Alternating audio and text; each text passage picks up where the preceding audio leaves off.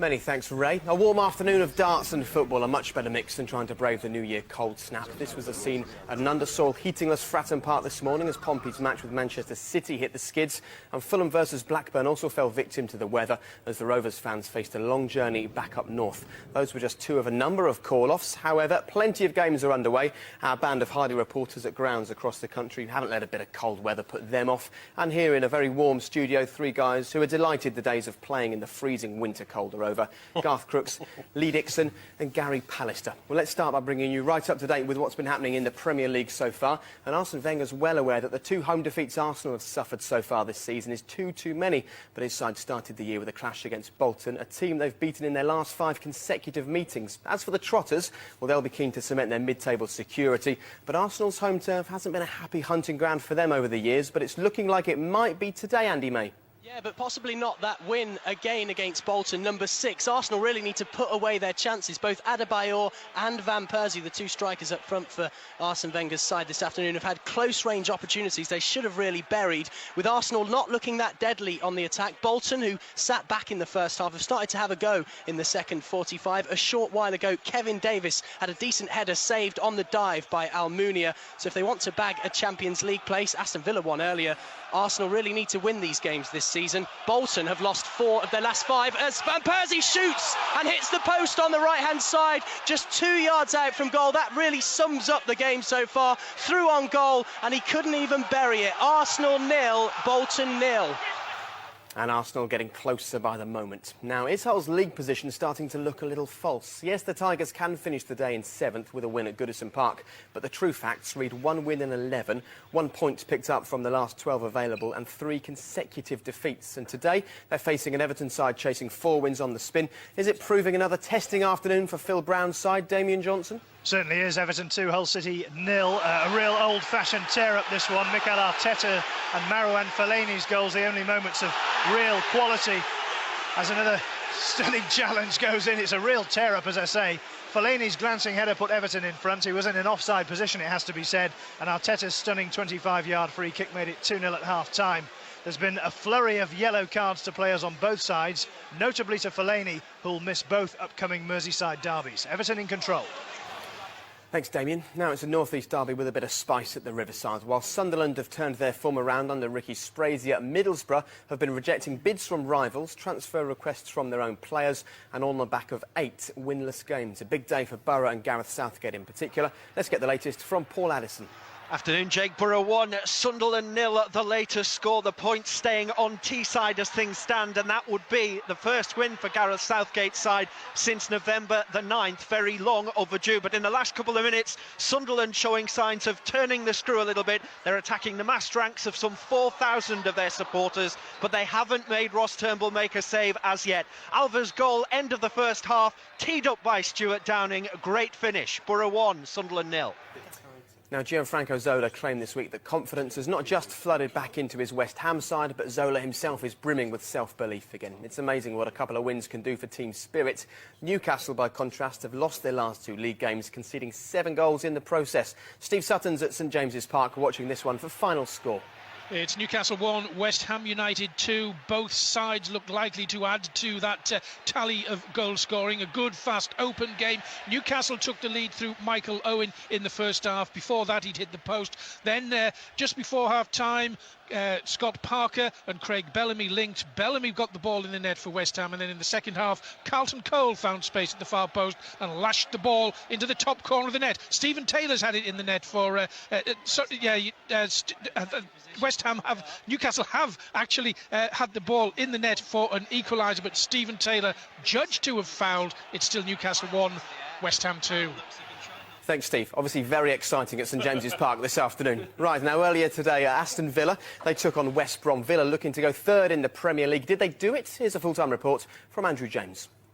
Aston Villa 2, West Bromwich Albion 1, a tense local derby, Villa's first league double over Albion for 27 years. But in the context of this season, this could turn out to be a key moment in Villa's push for the Champions League. They went ahead against the run of play when former baggy Curtis Davis scored with a diving header. A bad mistake by Albion's former Villa keeper Scott Carson allowed Agbonlahor to double Villa's lead. James Morrison pulled one back for Albion at the start of the second half, but they had nothing more to offer, and Villa hung on to take another huge step towards the Champions League. Aston Villa 2, West Bromwich Albion 1. Well, in light of that win for Aston Villa, Lee, it's a frustrating afternoon so far for Arsenal and Arsene Wenger. The Gunners are getting closer all the time, though. It is. They're piling on the pressure now. Bolton defended first half stoutly. They got everybody behind the ball. They've had a little bit of a go this second half, but Arsenal have had 2 great chances. Van Persie's had a chance, but the best of all fell to Adebayor. He had a chance to just take a touch. He had a free shot at goal. He took 3 touches in the end. O'Brien came over, and they don't look sharp. You know, they pass the ball like we know they can, but the actual penetration of 2 lines of 4, if you like, against Bolton, they've found it very difficult. And Vela's come on, who I think is a good player. Bentner's just about to come on, so they're trying every trick in the book. Now, Gary, we've been live on the red button since 2:30 this afternoon, watching everything happen right from a long way before kick-off, and we were talking about Middlesbrough and Stuart Downing in particular, and after putting in a transfer request and having his manager tell him it's not the perfect time to move clubs, it was always going to be a testing day for the player to see how he responded, and he has responded well. Yeah, certainly in the first half. He knew the spotlight was going to be on him. People, the fans especially, will be seeing how he reacts to the news that his transfer request was denied. He can only prove that he's still got his heart and mind at this moment in time with Middlesbrough by producing performance, and he's certainly done that in the first half this afternoon. He's created the goal for Alfonso Alves, and really it's probably been the only chance of the afternoon, because both teams have been quite disappointing, really. Now, Garth, you've almost been falling off the sofa at times this afternoon watching the Everton-Hull game. Yep. It's been a really fiery affair, and you can see that Hull, after 1 win and 11, they need to start finding some form, and Everton just aren't letting them get into this game, are they? A physical encounter, if ever I saw one. I think that'll prove to be the case when who watched on Match of the Day. 2 real high spots. Fellaini, he puts himself about throughout the day, and there's some real clashes, but he guides a really nice cross, I think it was by Arteta, into the back of the net. Really caps a good first half performance. But then Arteta himself rifles a free kick right through the gap left by the Everton players in the Hull wall. The accuracy and the power is definitely a candidate for goal of the month. It's been a really good match, very physical, but Everton will deserve this win. They'll win it, no doubt. OK, a quick look at the video printed there. You can see that Coventry are 1-0 up against Queen's Park Rangers. The last time QPR lost at Loftus Road was on the 15th of November, but Daniel Fox has given Coventry the lead there, and you can see Southampton, who are struggling in the Championship. They've had a big journey up to South Yorkshire today to take on Barnsley, who have found some form lately. David McGoldrick's given Southampton the lead there, so a little bit of New Year cheer for the Saints fans. A little mention about West Ham. Craig Bellamy in particular, because he's a player that's been linked with a move to Manchester City, and it looks like he has a manager that's getting the best out of him. Very much so. I think his confidence has grown under the new manager. He's liking his partnership with Cole up front. Those two seem to be able to give each other what the other one hasn't got. One's a runner, one's a hold-up play. Cole's looking good in front of goal as well, and they've got that Parker Noble workman-like midfield that can supply the forwards. And I said before the game that it probably caused Newcastle a few problems on the break, and that's proved so today. OK, let's get all the news then about those Championship goals. And first of all, QPR versus Coventry. Andy Barwell's watching this one. And Andy, Coventry really found some form of late. Well, at the moment it's QPR 0, Coventry 1. Remember, Coventry here are down to 10 men. Stephen Wright was sent off in the first half, but they've taken the advantage. 25 yards out, Dunny Fox from a free kick tucked it into the near post. The QPR keeper Radek Cherny will be very unhappy he couldn't get there. Cue then for Fox to run to the other end of the ground to celebrate in front of the Coventry fans. QPR 0, Coventry 1. Goal news in the Premier League. Steve Sutton's watching Newcastle versus West Ham. The last we heard, Newcastle were 2-1 down. Steve, who's got the goal? Well, it's Newcastle 2, West Ham 2, and it was Andy Carroll, this lanky young lad that's being forced into the side because of injury. Damien Duff crossed it. Andy Carroll rose higher than everybody else and sent a beautiful header into the top corner of the West Ham net. Newcastle 2, West Ham 2. Well, Garth, Newcastle aren't playing like a team that got beaten 5-1 last time out in the Premier League, are they? Well, I don't know much about Andy Carroll, but by the way he's actually finished this header, what a great header.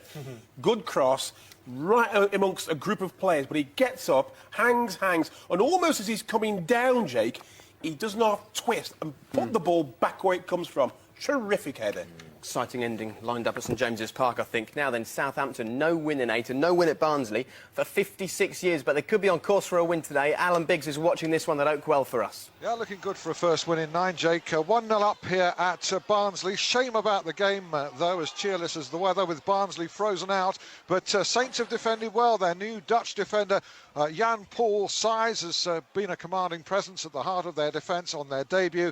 And the goal came on 76 minutes, corner half cleared, Lee Holmes crossed, and David McGoldrick stole in virtually unmarked to plant home a header. So the big steal for Saints here. Do they need this result? Barnsley 0, Southampton 1 the score. Wolves manager Mick McCarthy would have loved to have started 2009 with a league win. Wolves were imperilous in 2008, but it's not going all their way in the new year.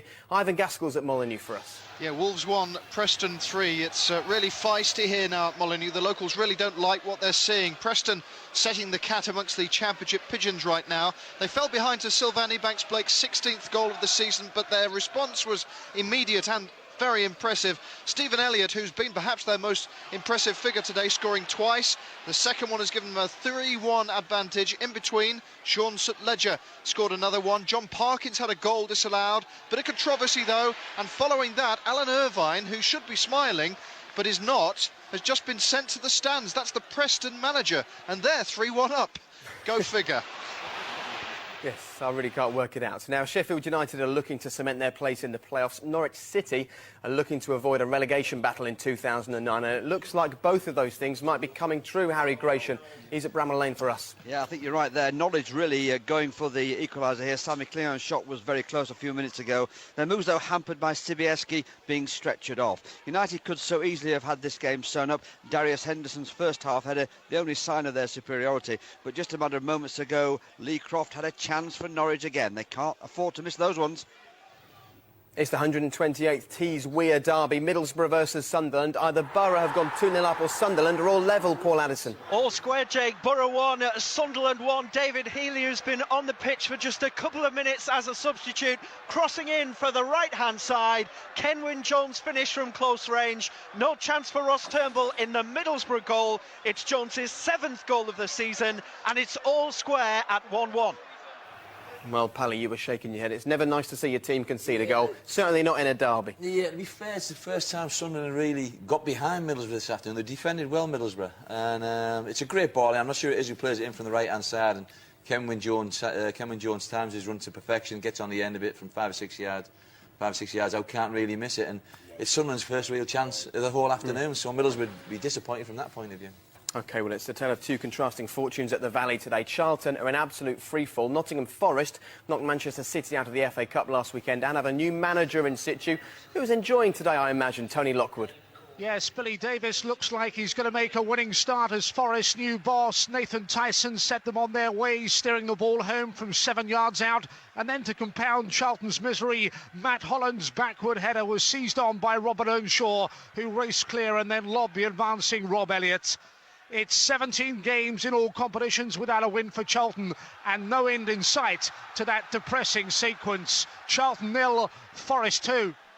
Sheffield Wednesday are winless in 4. Ipswich have lost their last 2 home games. This one's got a draw written all over it, Mark Bishop. I would agree with you. Ipswich 1, Sheffield Wednesday 1. Tractor Boys, though, have spluttered into life after missing a hatful of chances in the first half. Pablo Cunyago's close-range effort cancelling out a bullet header from Steve Watson, just as Sheffield Wednesday were starting to think of securing only their second away league win of the season. Sheffield Wednesday's travelling supporters who made the trip to East Anglia still being rallied by a fan who took his shirt off, would you believe, 5 minutes before kick-off. Northern grit rules at Portman Road, but it's Ipswich who are on top. 1-1. He's a braver man than I am, I'll tell you that. Now, Leicester City, after getting relegated to League One, are looking to bounce straight back up to the Championship, and today should have been pretty easy for them. At home against Leyton Orient, real strugglers in League One. Has it been as easy as it sounded, John Roeder? Yes, it has. Leicester 2, Leyton Orient 0. Matt Oakley and Mark Davis in the first half. In truth, the second period has been a bit of a non-event. A non-event until about 10 seconds ago when Paul Dickoff, on as a substitute, fouled in the penalty area. And Leicester have the chance to make it 3-0 in just a moment from the penalty spot. And it's no more than they deserve. Leyton Orient have been very, very poor indeed. Leicester 2, Leyton Orient 0. Thanks, John. Brentford are looking to go 9 games unbeaten away at struggling Lincoln. James Mason's at Sincil Bank. What's the latest in the second half, James? It's Lincoln 2, Brentford 2, Jake, and it's been a full-blooded game for such a cold afternoon. And both managers will probably still think their side can grab all 3 points as they are creating chances. 4 goals and a sending off indicate the type of game it's been, and a welcome return to football for Jeff Horsfield after his treatment for testicular cancer. And he set Lincoln's equaliser up. It's Lincoln 2, Brentford 2. Let's head back to the Walkers Stadium. John Roeder, tell us all about that penalty, Leicester Leyton Orient. Yeah, well, it was the substitute, Paul Dickoff, who'd been on about 5 minutes. He was fouled in the penalty area going through, and after what seemed like an eternity, Paul Dickoff stepped up to hit the penalty to the left of Glenn Morris. The Leyton Orient goalkeeper was never, ever going to get there. Leicester's 3rd goal, Leicester's 3 points. Late drama at the Emirates. Arsenal versus Bolton. There's been a goal. Andy May. Nicholas Bentner on as a sub. He's already had 2 chances. He's just scored. Far post, easy tapping, unmarked for the substitute. Arsenal have finally got the goal they've been pushing for all game. They've been all over Bolton for most of the match. Arsenal lead Bolton. It's the sub, Nicholas Bentner, 1-0. Well, Lee, we've just seen the fans hanging a big banner there saying keep the faith at the Emirates. Did you ever lose the faith this afternoon? No, not really. We always knew they were going to score right near the end. We believe it. To be fair, Bentner just came on and had a glorious chance with his first touch from a header, 6 yards out, should have scored. And then you sort of thought, you know, they're not going to get a goal today because Bolton have defended well and Arsenal haven't really created an awful lot. But then the ball comes into the box and there he is, far post. He kept it down really well. A hard chance, that. And he's a confident lad, breeds on confidence. Sometimes he's a bit overconfident, but this goal will do him the world of good. But I've got to say, in defence of Bolton, Samuel, is it Lloyd Samuel, the fullback, the ball goes to the far post. You're minutes away from getting a very good point at the Emirates, and you've got to want it. He doesn't track down Bentner at the back post and make sure he wins it. He wins a tackle, they come away with a point, and he doesn't want it badly enough. Gary Mason won't be happy. Gary, what did you spot there? It's a great chance for Kevin Davies for Bolton to hit straight back. He's got a half a yard in the box, 1 touch finish. Hits it straight at Almunia. It's an easy save in the end. Should do better. Should do a lot better. On the full. Well, it's all hotting up at the Emirates. Is it hotting up at St James's Park? Will there be a winner, do we think? Newcastle versus West Ham. They're locked at 2-2. Here's Steve Sutton. Yes, we're into the last 4 or 5 minutes, Jake. There could be a winner. Hard to say which side will get it because West Ham are pressing as we speak. Newcastle took the lead through Michael Owen. Craig Bellamy equalised. Then West Ham went into the lead through Carlton Cole. And then Andy Carroll, 20 this week, got the equaliser. It's 2-2 as it stands at the moment. We're also heading towards a draw in the Tees Weir derby. Paul Addison's watching Middlesbrough versus Sunderland, and Paul, it was very nearly a goal just then. Astonishing stuff here, Jake. Sunderland almost had their 2nd goal. Brilliant clearance on the line. A Sunderland corner came in from the right-hand side. I think it was Adam Johnson on the line for Middlesbrough. Then from the other side, the ball came back in, and Gibril Cisse narrowly over the top. It's Sunderland looking the more likely here, but it's still 1-1. It's Scottish Cup Day north of the border, and there's some late drama at Somerset Park. Ayr versus Kilmarnock. Here's Brian McLaughlin. A dramatic equaliser for Ayr United. It's now Ayr United 2, Kilmarnock 2. Substitute Alex Williams, the scorer, with just 15 seconds left on the clock. The Kilmarnock defence failed to deal with a corner, and there was Williams to knock the ball into the back of the net. Ayr 2, Kilmarnock 2. A shock on the cards there. And what's the latest from the Falkirk Stadium, where Falkirk are taking on Queen of the South, who had a great bit of drama in this cup last season. Ian Turner's watching this one. Yeah, well, last year's finalists are heading out of the Scottish Cup as it stands at the moment. Early in the second half, 15 goals from Barry Bob Harris against Scott Arfield's first half penalty, but Arfield has since notched his second. Graham Barrett's got a brace, and it's Falkirk 4, Queen of the South 2, and we're into stoppage time. Thanks, Ian. Right, let's go back to the Emirates. Bolton pushing for an equaliser, Andy May. Yeah, they are. Ober Days had a bit of an impact after coming on as a sub. Him and Davis have both had decent chances as Arsenal look to play out the remaining 3 minutes or so. On the attack now, actually, Bolton, but Kolo Toure inside the box just clears the ball away. He sort of touched Danny Shitter, who's right up at the end of the Arsenal box, but the referee has given the free kick Toure's way. Arsenal still 1-up with just over 2.5 minutes to go against Bolton. The Premier League's other game that's looking like going towards a draw, Newcastle versus West Ham. Steve Sutton, anything to shout about from either set of fans? Well, it's, as you say, 2-2, but Newcastle are pressing at the moment. Andy Carroll there, again, proving a real thorn in West Ham's side, but he couldn't quite get to the ball and had to boot it out into the stand there. But he got the equaliser, Andy Carroll. He was 20 this week, saved his best birthday present till today. 2-2. Sunderland were looking to do the double over Middlesbrough for the first time since 1951. Not looking likely, but both sides are pushing for a winner, Paul Addison.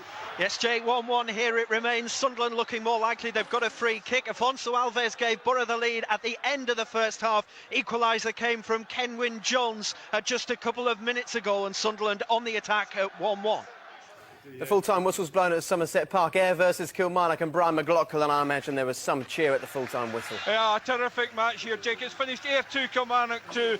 Alex Williams, the hero for Ayr, with a goal with just 15 seconds left on the clock. The substitute had come on with just a few minutes earlier. Kilmarnock had taken the lead through Pascali after 8 minutes. Dean Keenan equalised for Ayr after 14 minutes. Craig Bryson then put Kilmarnock back ahead. Alan Russell missed a penalty for Kilmarnock, and then that dramatic equaliser for Alex Williams. The crowd on their feet here, cheering their heroes. It's a replay though. It's Ayr 2, Kilmarnock 2. What a game. If you take a look on the video printer there, you can see late drama at Loftus Road. QPR denying Coventry that win as things stand with just a few moments to go. Andy Barwell. QPR 1, Coventry 1, came with a mix-up between the Coventry keeper, Kieran Westwood, and one of his defenders, and it was Dexter Blackstock who was there to take full advantage. QPR's hands-on part owner, Flavio Briatore, had just left the ground minutes earlier. He missed it. QPR 1, Coventry 1. Wolves just don't lose at home. If they do suffer defeat to Preston today, that's just their second home defeat of the season, and it's looking likely, Ivan Gaskell. Yes, and they tell me that Preston just don't win away, but they're going to here. Wolves 1, Preston 3. Preston really have silenced the locals, apart from those that have decided to boo them, which is a bit harsh. They are leaders, but Wolves 1, Preston 3. Elliott's 2 goals, St Ledger's other one. Elliott and Parkin, the two dangerous Preston strikers, have just both been replaced to a tumultuous reception from their own supporters, but it really does look all over for Wolves here. Well, it looks all over for Wolves there, and it is all over at the Falkirk Stadium in the Scottish Cup. Falkirk versus Queen of the South. Here's Ian Turner with a full-time report.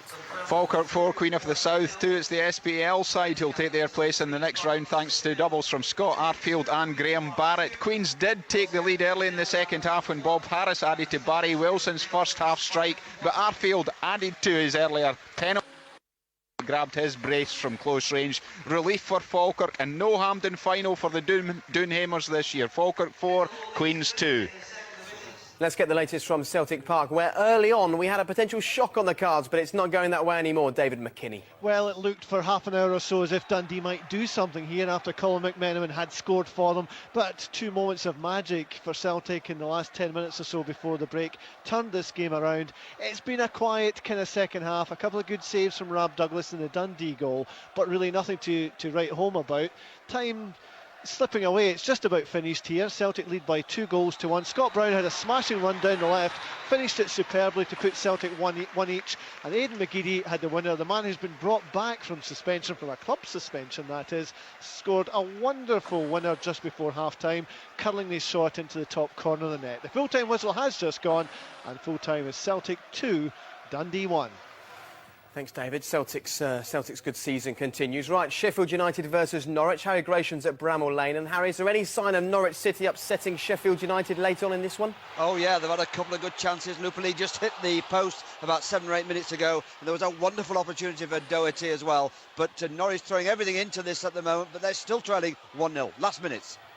It won't be enough to move them out of the drop zone, but it could be a well-earned 3 points for Southampton away at Barnsley, and boy, do they need 3 points, Alan Biggs. Yeah, seconds away. David McGoldrick's header divides the sides late in the game. Credit to keeper Kelvin Davis for a great save from Jamie Curris, and just before that, Saints have also survived a penalty shout, but a great defensive display from them here. They lead 1-0 at Barnsley.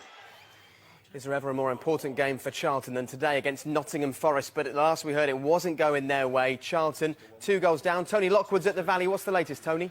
Same situation. Forest travelling contingent have enjoyed their trip to South London. Good away form of late. They're going to win again on their travels. Tyson and Earnshaw with first half goals. Charlton, plenty of pressure, plenty of possession, no required finish, and a second relegation in 3 seasons looks a real possibility. Charlton 0, Forest 2. Charlton looking destined for League One. Newcastle looking destined for a draw today at home to West Ham, but they're pushing for the winner, Steve Sutton. Well, in fact, the final whistle has just gone, Jake. It's finished Newcastle 2, West Ham 2. Newcastle right at the death. Gutierrez racing into the box, neatly sidestepped to play, but his shot blocked and sent wide for a corner. Quick story of the game. Michael Owen gave Newcastle the lead in the first half. Shortly before that, he'd hit a post. Then Craig Bellamy combined well with Scott Parker, 2 former Newcastle players, of course, and Bellamy clipping the ball over Shea Given to give West Ham the equaliser. Early in the second half, Carlton Cole lashed one into the net to give West Ham a 2-1 lead, and then just before 80 minutes, Andy Carroll rising highest out of a group of players. He seemed to hang in the air for an eternity before dispatching a bullet header into the top corner of the net. That last-minute drama I've already said, but it's finished Newcastle 2, West Ham 2. Well, it started as a feisty, fiery affair at Goodison Park, and that's just how it ended, with Everton running out the victors, Damien Johnson. Yes, Everton 2, Hull City 0. The first league meeting between these two sides at Goodison for 56 years was a real tear-up. Some bruising collisions and a flurry of yellow cards. Everton's 2 goals, the only moments of genuine class. Marouane Fellaini's glancing header put them in front. Replay showed he was offside, though. Mikel Arteta drilled a free kick past Bo Myhill to send Everton in 2-0 up. That was Arteta's 5th of the season and well worth watching tonight. Fellaini's second half booking means he'll miss the 2 upcoming derbies with Liverpool. Hull City barely created a chance worthy of the name. Just 1 win in 12 now for the new boys. Everton march on.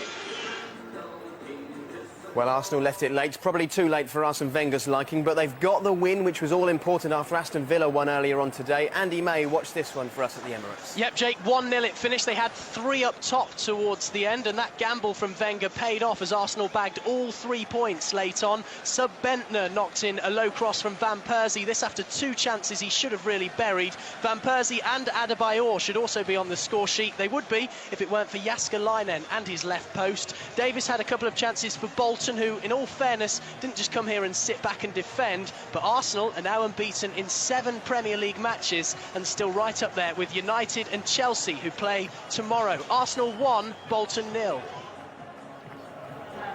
The 128th Tees Weir derby ended all square, much to the disappointment of the Sunderland players. They went close to getting the winner, but they couldn't manage it. Paul Addison. Middlesbrough 1, Sunderland 1, Jake, and all the entertainment squeezed into the last 10 minutes, bar Afonso Alves' opening goal in the last minute of the first half. That was set up by Stuart Downing. He asked for a transfer on Monday, and he was Borough's star player this afternoon. That was Alves' 6th goal of the season. Sunderland fought back in the second half. Substitute David Healy's cross from the right-hand side, finished by Kenwyne Jones for his 7th strike, and Sunderland could and possibly should have won it after that. A clearance off the line by Adam Johnson from a Carlos Edwards header. 1-1. Well, Djibril Cissé's face sums it up there. He was obviously closer than most to getting the winner there for Sunderland, and I think Middlesbrough, after drawing today, will be glad just to stop the rot, but it's still no win in 9 for them. I think if you probably look at the game and say it was probably a fair result. Sunderland certainly, the last 15 minutes of the game, got to grips with it and should have maybe won the game.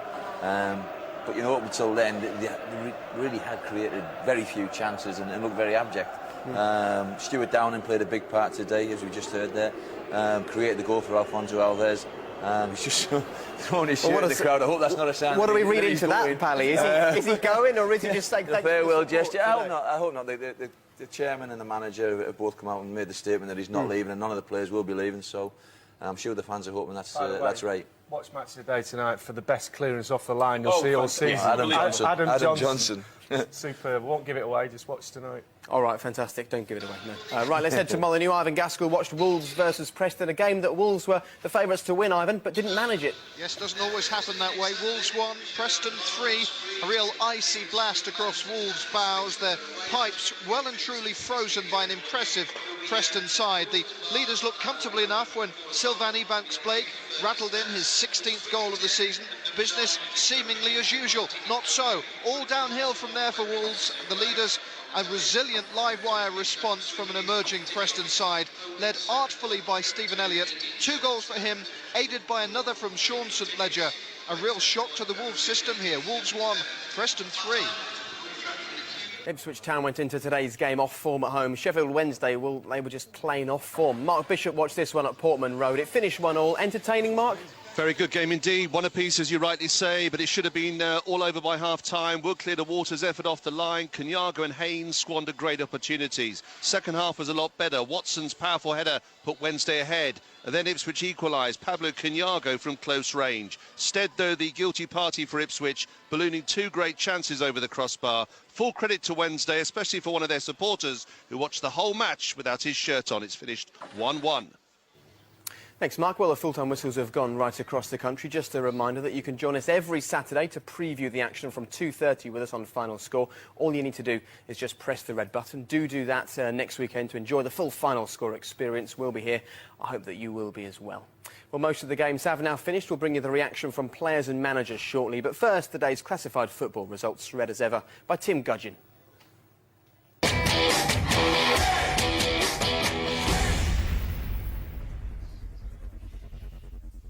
And off we go with the Barclays Premier League. Arsenal 1, Bolton Wanderers 0.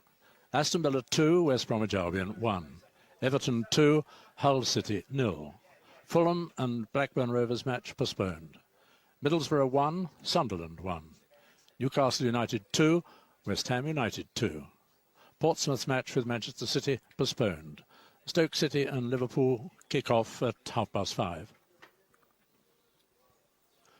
In the Coca-Cola Championship, Barnsley 0, Southampton 1. Blackpool's match with Birmingham City postponed. Burnley kick off against Swansea City at 5:20. Cardiff City's match with Derby County postponed. Charlton Athletic 0, Nottingham Forest 2 is the latest score. Doncaster Rovers match with Bristol City postponed. Ipswich Town 1, Sheffield Wednesday 1. Plymouth Argyle and Crystal Palace postponed. Queen's Park Rangers 1, Coventry City 1. Sheffield United 1, Norwich City 0. Wolverhampton Wanderers 1, Preston North End 3. In Coca-Cola League 1, Bristol Rovers and Yeovil Town's match postponed, as was Cheltenham Town's with Millwall. Leeds United 0, Carlisle United 2. Leicester City 3, Leyton Orient 0. Northampton Town 1, Huddersfield Town 1. Oldham Athletic and Hartlepool United, Scunthorpe United, Hereford United, Southend United, Crewe Alexandra, Swindon Town, Stockport County, Tranmere Rovers, Peterborough United, Walsall and Brighton Hove Albion, all those matches postponed.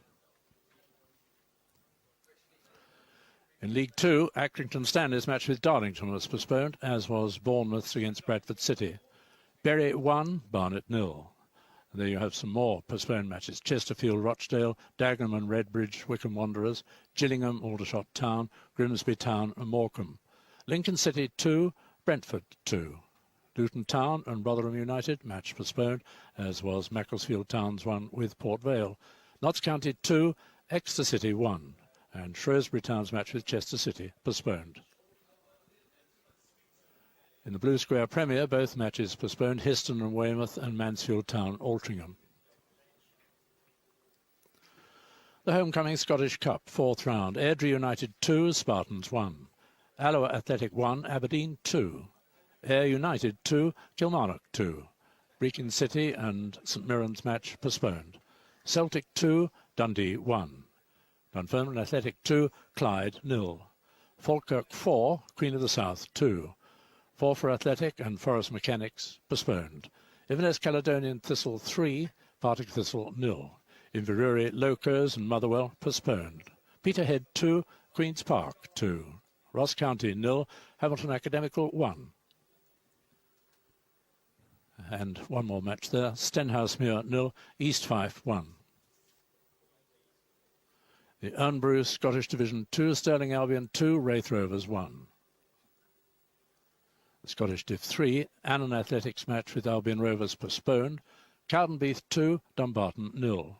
Montrose 3, Elgin City 1. In the Welsh Premier, Aberystwyth Town's match with Gap Connors Quay postponed. Haverford West County 0, Bangor City 2. and all the rest of those matches postponed. Llanelli, Rhyl, Newcastle Druids, Port Talbot, Portmarnock, Carsws, Welsh Pool and Newtown. In the JJB Sports Premiership, Ballymena United 1, Cliftonville 3, Bangor 2, Institute 2, Coleraine 2, Dungannon Swifts 1, Crusaders 2, Glenavon 2, Linfield 1, Newry City 1, Lisbon Distillery 0, Glentorrent 3.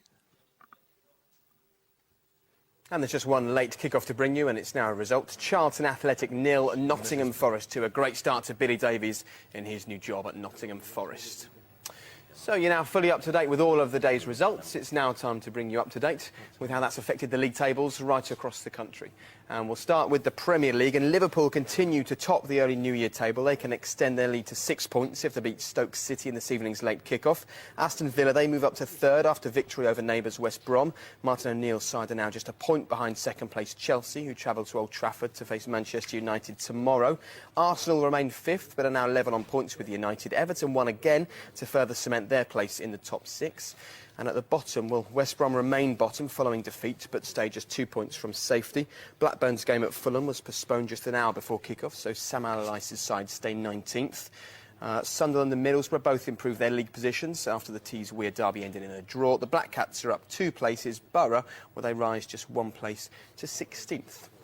Let's take a look at the Championship, and Wolves have a 4-point lead despite today's defeat. Reading's victory last night puts them 3 points ahead of Birmingham, who had their game postponed today. Sheffield United had a trio of clubs on 44 points in the remaining playoff positions. Charlton are 5 points adrift if we take a look at the bottom, having set an unwanted club record now of 17 games without a win. Southampton move above Doncaster, whose game was one of 4 postponements in the Championship, and Nottingham Forest move above Norwich after, as I mentioned, a debut win for manager Billy Davies. In League One, just 3 fixtures survived the big freeze. Nigel Pearson's Leicester City won for the 7th time in 8 games to extend their lead at the top to 5 points. All of their immediate challengers in the promotion playoffs had their matches postponed. Huddersfield and Leeds swapped places in 9th and 10th. The Terriers drew, whilst Leeds lost for the first time under Simon Grayson. The bottom 3 were not in action, so that remains unchanged. Leyton Orient lost again and are now winless in 6 matches. They stay in 21st position, the final relegation place. Northampton are up 1 place to 13th. Carlisle also rise a place after victory today. And in League 2, well, only 3 matches there survived the winter chill. Brentford were unable to take full advantage of Wycombe's inactivity, only picking up a point. Bury are up 4 places to 4th, following their first win in 5 games. And at the bottom, Barnet were the lowest placed club to play today and remain 12 points above the relegation zone. Notts County move into the middle tier of the table following a home win. So there you go, you're now bang up to date with all the league tables right across England. You're watching Final Score, and these are the first Premier League headlines of 2009. It's derby delight for Villa as they maintain their Champions League challenge. Scott Carson's own goal against his previous club keeps the Baggies bottom. Arsenal leave it late to see off a resolute Bolton side. Nicholas Bednar's the Gunners' hero, scoring the winner with only 6 minutes remaining. Maroon Fellaini and Mikel Arteta are on target as the Toffees tame the toothless Tigers. It's now 6 clean sheets on the spin in all competitions for David Moyes' men. Borough's Brazilian and Sunderland's Trinidadian bring a touch of sunshine to the icy Riverside. Alfonso Alves and Kenwyne Jones trade goals as the Tees Weir derby ends in a draw. And Andy Carroll's on song to earn Newcastle a point against West Ham. The opposing strike forces provide all the goals in an entertaining clash between 2 forward-thinking sides. So those are the headlines, but to see the day's highlights, catch Match of the Day at 10:15 tonight, or if you own an alarm clock and have a strange predilection for early mornings, it's repeated tomorrow morning, that's Sunday at 7:40 a.m.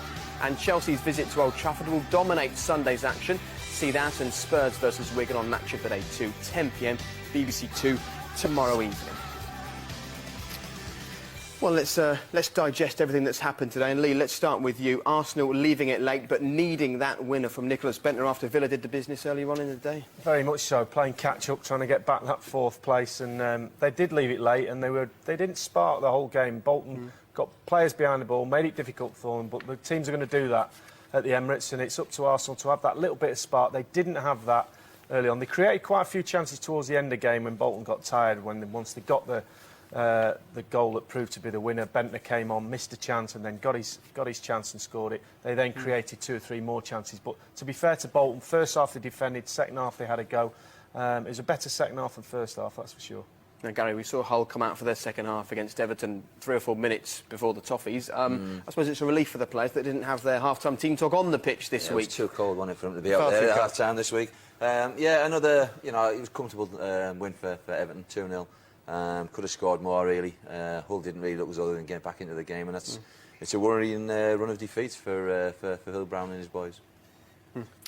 As I mentioned of Scott Carson, I was reading a newspaper interview with him this morning, and he was talking about himself and England in the same sentence. He can't afford to be making the kind of mistakes he made today, going back to his old club, Aston Villa. Well, we all have bad days at the office. It was one of those days for Scott, make no mistake, because I suppose to some extent West Brom, I think, would have got a result had that mistake, and it was a bad mistake. West Brom played very well in the second half. First half, they had a lot of the ball, but did little with it. Second half was a different kettle of fish. Some complaint about a late tackle by Ashley Young late in the game. I think you'll find that the manager, O'Neill, defends him, and quite rightly, in my view. Good game, but I think Villa, on reflection, deserve the points. OK, well, we can now hear from the Aston Villa manager, the West Brom manager, and Curtis Davies. This is all the reaction from Villa Park after Aston Villa's 2-1 win earlier on today. West Bromwich Albion have played today the way that they have played the season. They have been excellent in great parts of almost every single game, and the match that we played at the Hawthorns way back a couple of months ago, very similar. Really good possession of the ball, and then put us under a lot of pressure towards the end. We saw it through, which was great for us, and I'm delighted. In patches today, I thought we were exhilarating. But there were other periods of the game where we would have to do a wee bit better. We've always been a little bit vulnerable to, to set plays like the first one was. We had 3 chances to get rid of it, and obviously Scotty disappointed with the second goal today, and goals change games, and yet over the piece, we were more than a match for Aston Villa today, I think, and yet got no points. You're sitting third. I mean, it's a fantastic season. Whatever happens from here, it's been a great season. It must be great to be a part of this young side, which is on its day really vibrant.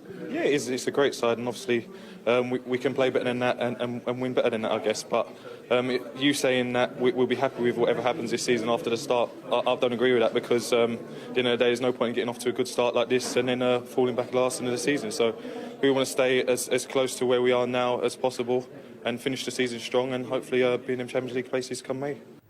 Well, that howler from Scott Carson, 3 points for Aston Villa, moved them up to third in the table, meaning when Arsenal took to the pitch, they had to do the business at home to Bolton. They did, but only just. Here are the thoughts of Arsene Wenger. He's speaking with Guy Mowbray. To be a game with many goals, because they defended very deep, very well, physically very strong, and we need to be patient, not to make a mistake, and in fairness, they made it very difficult for us, but we were stubborn and focused and consistent, and in the end we got there. You were stubborn, and Bolton very stubborn. Did you expect that from them? Yes, but usually they take a little bit more gamble, but today they wanted just to get that 0-0, and they nearly got it. They must be disappointed, but in the end, I feel in the last 20 minutes there was room for us, a little bit more room, and we took advantage of it. Did you sense that was going to happen as they started to perhaps believe a bit more? Yes, but when they tired a little bit, but you never know. With Bolton, they are strong up front. On set pieces, they can always score a goal. So you would take a 1-0 when it's 10 minutes to go, and it's 0-0.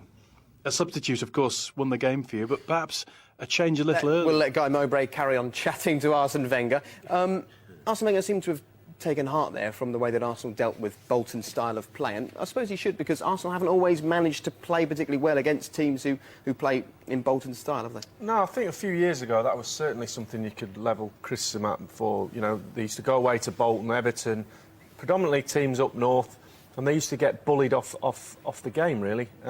They seemed to get it right again a couple of years later, and they seemed to get that out of the game. They were more consistent, home and away. But this season, we've seen it again. We've seen them lose to Hull, Stoke, Fulham, and be really off the game and bullied out of games. And so he'll take great credit for that himself, in the fact that he's instilled something into the players. He's trying to change the way they play a little bit. But there's a long way to go, and if you've lost 5 games before Christmas, you can't afford to lose any more after Christmas, that's for sure. So Wenger was saying they're more solid now, and that's what he's looking for, a more solid Arsenal team. Would you describe today's display as solid? No, I mean, Bolton created a few chances. And to be fair to them, they didn't just sit back, like Arsene said. In the first half they did, but second half they had a little bit of a go. They weren't really tested at the back that much today, to be fair, and they're out without probably 2 of their main centre-backs. Toure came in and did a sound job, but I still think there's a lot of work to do in that back four, in that defensive way they play when they haven't got the ball, that is not quite right. Today we didn't see that, but it's away from home we'd perhaps see it a bit more. One concern about Arsenal, it looks to me as though Arsene Wenger really struggles for the first time, and as long as I can remember, to get his team playing on this team playing on the edge. It was never a problem before. When he's playing against the big teams, they're on the edge. When they're not, as Fulham, Hull and other teams have shown, he seems to struggle. That's what the stats show. And it's a shame because they play the most wonderful football, and it's because he can't get them on the edge is the reason they won't figure in the top 2. But they should have been on the edge today. I mean, Aston Villa winning meant he could have said to the players beforehand, come on, Villa have done what they needed to do, now you go and do the same thing. The players should be on the edge when the stakes are so high. What you're saying, and you're right, because they don't need any encouragement. That's what you're saying, but they're not. And there's no reason why they shouldn't be, because they've got the talent. OK, well, talking of talent, Gianfranco Zola seems to be getting all of the talent at his disposal out of his players at West Ham. They're really turning a corner, and today they travelled all the way up to the north-east and they got a 2-2 draw out of Newcastle United. Gianfranco Zola's been talking with Alistair Mann. Gianfranco, does 2-2 fairly reflect West Ham's efforts today, do you think? Well, I think if there was a team maybe deserved something more from this game, I think it was certainly us. I think we played a very good match, especially the first 15 minutes of the second half. They were absolutely outstanding. But, I mean, fair to them, they tried until the end, and they got this goal from this young player, and it was a very good goal. So they tried very hard. So it's been a good game for us. Maybe could have something more, but it's still a good point. 6 games on the run away from home without defeat, and you set up positively. Are you getting rewards for being positive away from home? Yeah, I think so. Yeah, there is down to the attitude that the mentality that the team has got. It's down to the application and the desire to succeed that the players are putting on the pitch.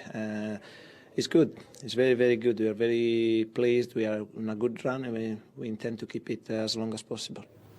The Tees Weir derby ended all square today, and we can now hear from the Sunderland manager, Ricky Sprazier. There was a lot at stake today, so it's hardly surprising. It was very, very tense out there for the majority of the 90 minutes, wasn't it? Yeah, I think it was Middlesbrough in the early days. The first half put a lot of pressure on us. The system causes problems. We obviously tried to rectify that before half-time, but they caught us on the counter-attack. Now, it was a good goal, but disappointing. The fact that it was basically that we had the throw-in. A minute to go, we should be a little bit more cagey in what we were, but got punished for it. Second half, I thought we stepped up a little bit more, the tempo. We made a couple of changes, which obviously helped us, and I thought we got the goal we deserved. At half-time, I suppose your team talk was transformed because of the fact that you conceded so late on. Yeah, I was disappointed that we conceded, but we basically said that we're still in it. We need to do a little bit more further up the field and get balls into their attacking or their defensive third more. I think we did that. Brought Carlos on, caused them a little bit of problems down the wing, and brought Reedy on, who we know can retain it, and hopefully would open teams up. So we changed it that way, and I thought they changed it as well, and overall I thought I was really pleased with the result. And one of the other substitutes, David Healy, who came up with a quality ball for Kenwyne Jones for the equaliser. Yeah, David's done super in training.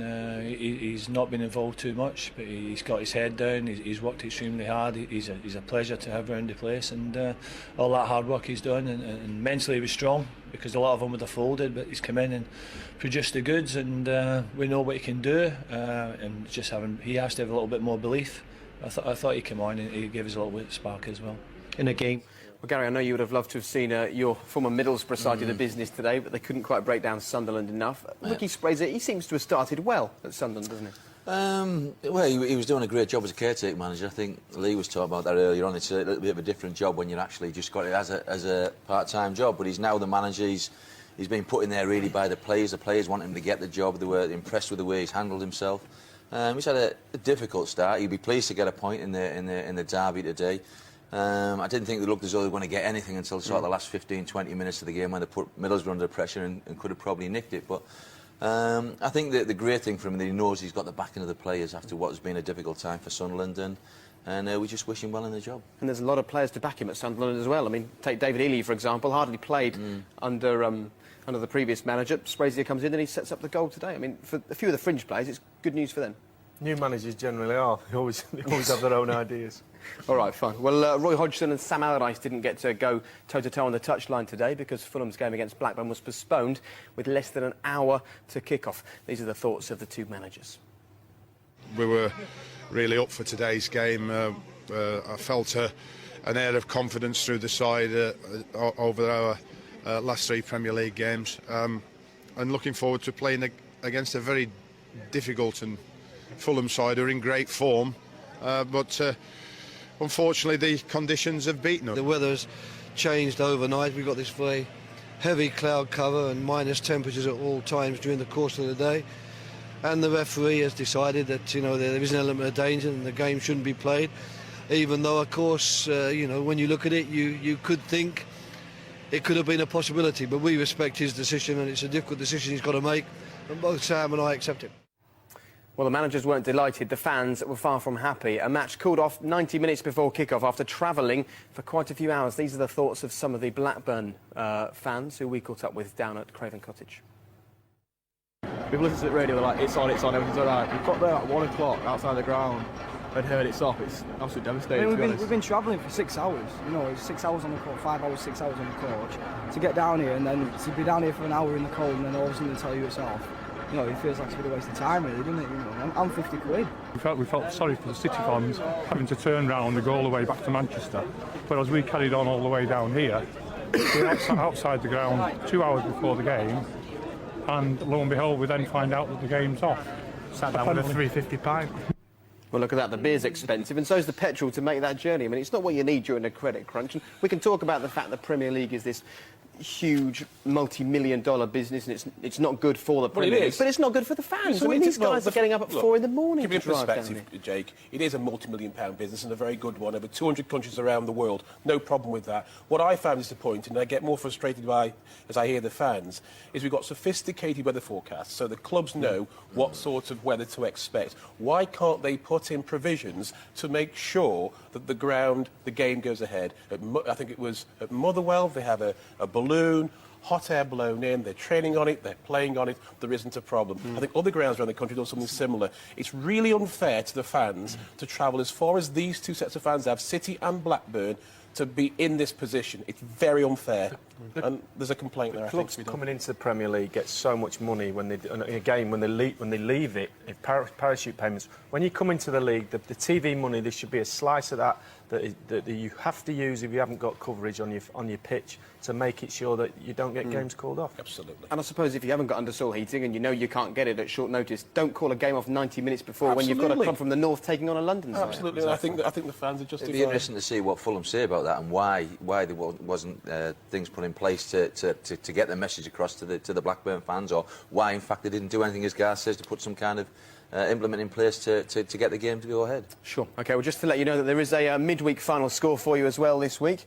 All you need to do is make sure that you press the red button for all the FA Cup replays on Tuesday and Wednesday from 7:30. That's final score and 6:06. Well, it's been a great day today. Loads of goals in the Premier League and another big one tomorrow. I suppose all eyes will be on Old Trafford. What are you expecting from there, gentlemen? Great game. They had a lot of talent on show. Chelsea will come away with something. I'm convinced of that. Chelsea can't afford to lose, in my book. I'm going for Man United. Oh, that's a terrible shot. Surprise, surprise. We never would have guessed that one. All right, gentlemen, thank you very much. But we're far from finished here on Final Score. Press red to join us now on BBC Interactive. There's a lot more for us to discuss, and we'll be doing just that until 6 p.m. this evening. And, of course, you can get all the very latest from the footballing world at our website, bbc.co.uk/football. Darts on 2, but we're off to the red button. Press red.